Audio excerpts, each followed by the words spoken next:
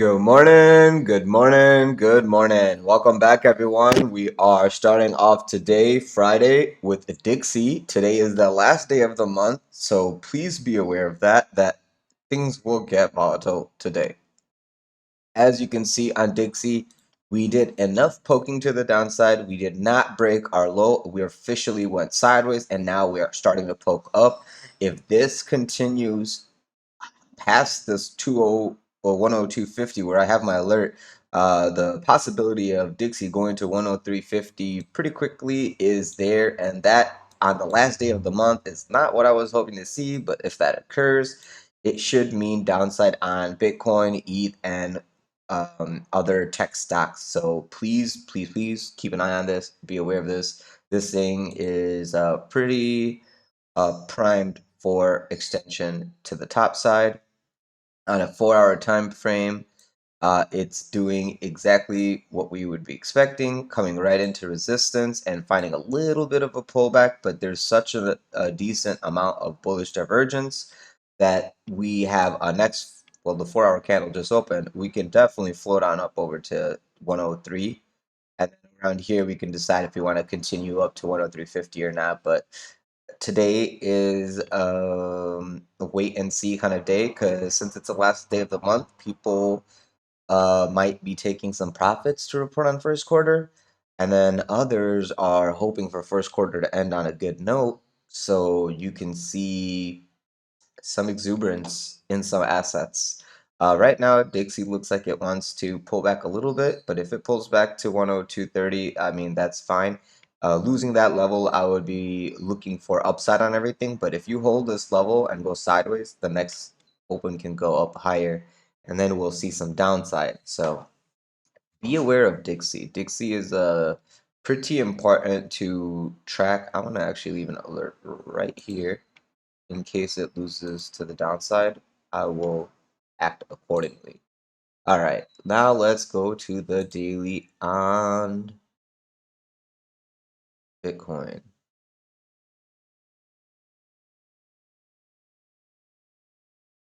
Keep in mind today is our weekly candle close as well as the monthly candle close. We will be seeing CME close today at 6 Central. So those closes will basically activate weekend warrior mode. So just be ready. On a daily time frame, as you can see, Bitcoin is just trickling on down, trying to find its support. You are starting to make a little inverse head and shoulder here if we do pivot from here and go up. If we close above the candle today at 27,900, the possibility of us finding support here and then testing back into 29,000, 30,000, and then 32.5 is very, very high and likely. As long as we hold here and go sideways, the 21 golden cross has occurred. We are not going to be bearish until we close the 4-hour candle underneath 26.5. Unless we can close under 26.5, everything here is a bullish accumulation for sideways and up for the next breakout move, basically. So just be aware of that the targets of that 30,000, 32.5 is just minor targets. EMA is looking for 35, 36. More than likely, you're going to get to where the EMA is at in a matter of time. All right, let's go now to a quick 4-hour time scale.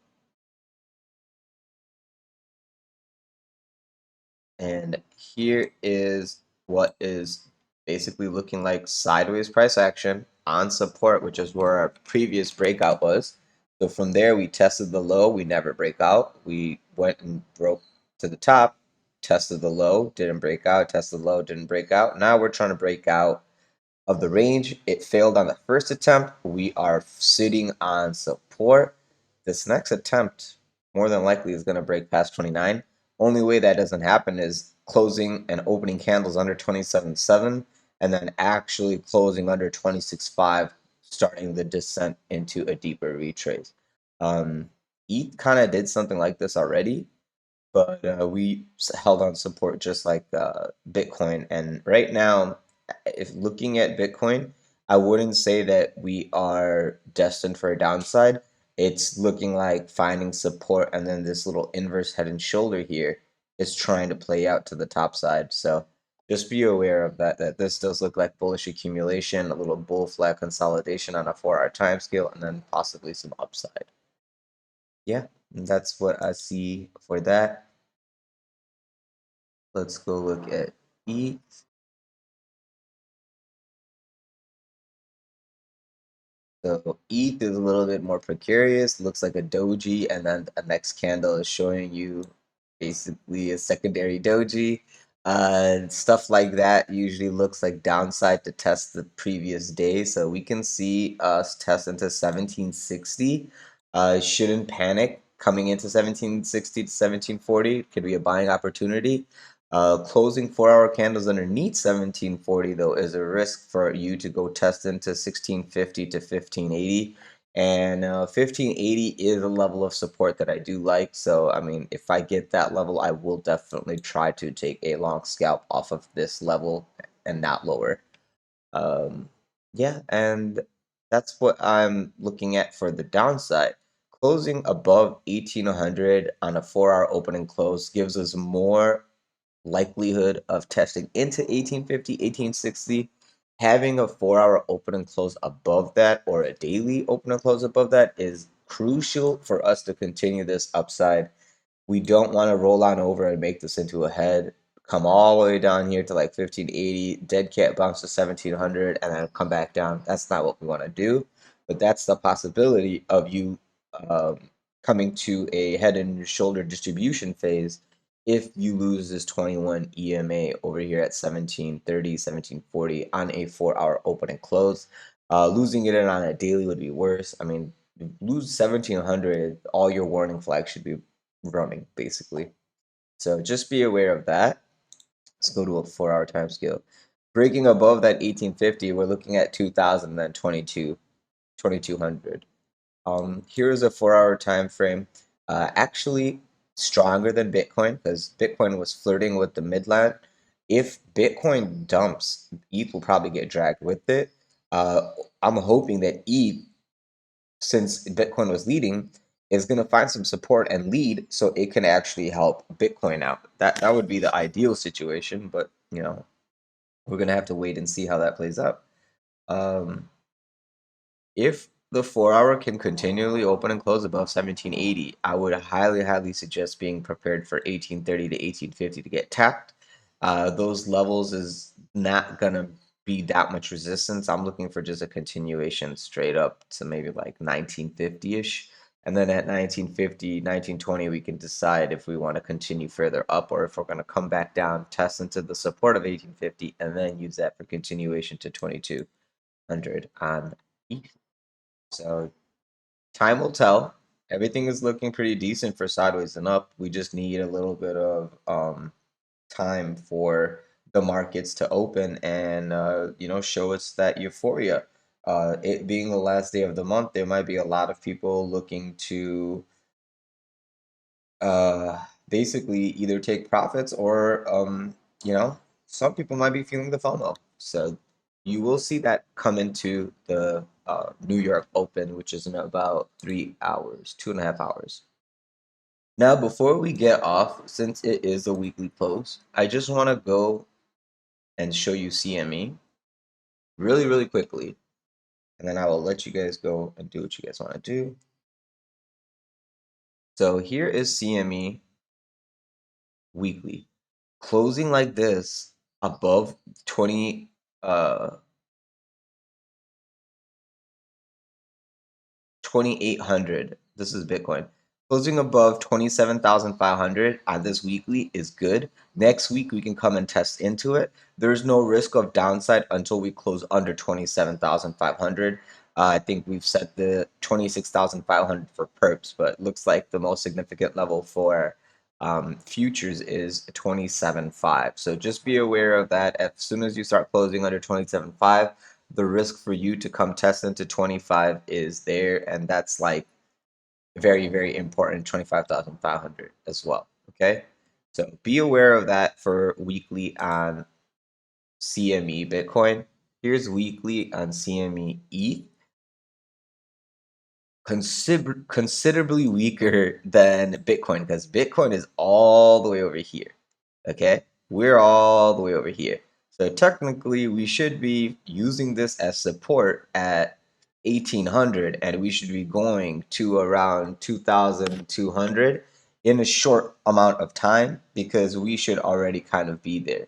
And if you look at perps to futures, it looks like futures have a little bit of a premium, and they do. A tad bit of premium is on futures to perps.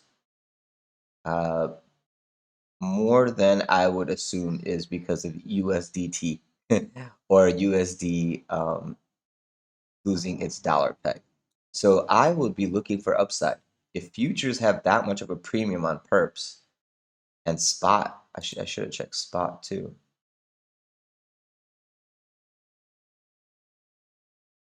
Yeah, futures have a premium over spot and perps. That is pretty good for upside. I would be assuming that if big money is paying a premium to get into the market, then I would assume perps to follow and spot. Because why would you just play in the futures? You would trade a future position and then use it for your hedge on your spot. So you should be having both. So I just wanted to point that out on a weekly that the close is pretty decent for continuation next week. So I don't want to like be as remembered as like, oh, bear. No, I'm trading level by level, and I'm showing you the logic behind why I am taking those longs off of those lower supports, because everything is looking like we want to poke higher. I'm not looking for downside completely, but I am aware that downside could come. And right now, the downside is very limited and protected by support until the support breaks on ETH 1780 and on Bitcoin 26.5. I would be looking for sideways and up. And then we can have I mean, a swing failure pattern, meaning say we do go up and we can't basically hold it, you might get up there and a quick move down for liquidity grab because a lot of people are FOMOing in right now. And this one-to-one extension looks pretty ripe to like come tap into 1850, 1860, like very easily, maybe even 1900. So just be aware of the markets, guys. That's all I wanted to give you. Don't forget, today is the last day for March Madness. If you guys are interested in joining me for April showers, please feel free to DM me in the Discord. I will get you onboarded. If you're interested in trading with me live or just have any questions and need an answer immediately, please feel free to join us on the Discord server. If I'm not there, there's like another 150 traders there that would be happy to answer your question. Link to the Discord server is in the description of this video below, alongside with all the other affiliate services that I use and recommend that help the channel grow. So thank you. Last but not least, if you guys could leave me a like, subscribe, press the bell button for notifications, I would greatly appreciate it. Leave me a comment below letting me know how your trading week went. I would love to see if there's anything we can improve on. And then if you guys have any other questions or concerns or other assets you want to go over, just leave it in the comment section below and I'll get back to you in the next video. Thank you so much, guys. Have a great end to the first quarter, and I'll talk to you soon.